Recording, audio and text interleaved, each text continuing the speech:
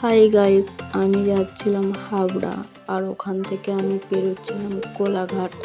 কোলাঘাটের নদীর অবস্থা দেখো বন্ধুরা।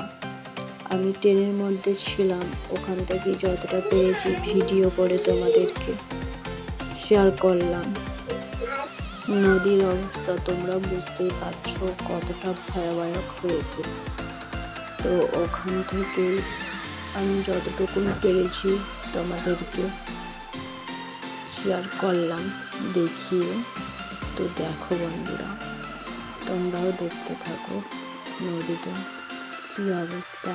আর আমি যেদিনকে যাচ্ছিলাম সেদিনকে বৃষ্টি হচ্ছিল। আর এই দেখো বন্ধুরা, কোলাঘাটের প্রকৃতি বৃষ্টির সময় কী অবস্থা হয়েছে। তোমরা নিশ্চয়ই অনেকেই কোলাঘাট চেনো বা জানো বা এসেছো। তো তখনকার কোলাঘাট আর এখনকার কোলাঘাটের মধ্যে অনেক পার্থক্য। তো তোমরা দেখো বন্ধুরা, চারপাশে প্রকৃতিটা কি অপূর্ব লাগছে বৃষ্টির সময়।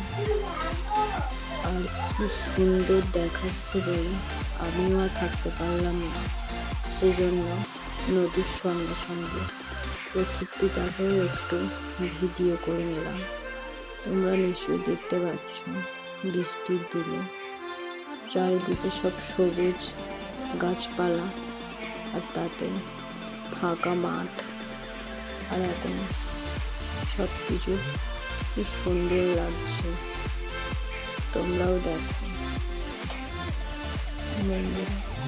এই যে ফুল গাছ, অনেক ফুল হয়েছে, তোমরা হয়তো অতটা বুঝতে পারছো না, কিন্তু খুব সুন্দর ফুলও হয়েছে। লাইনের ধারে ধারে যে ফুল গাছগুলো হয় কোলাঘাটে পড়ে, অনেক রকম বিভিন্ন রকমের ফুল গাছ আছে এখানে। তো সেরকম বুঝতে পারছো না, বা এই আমি ট্রেনের মধ্যে আছি বলে সেরকম তোমাদেরকে দেখাতে পারছি না।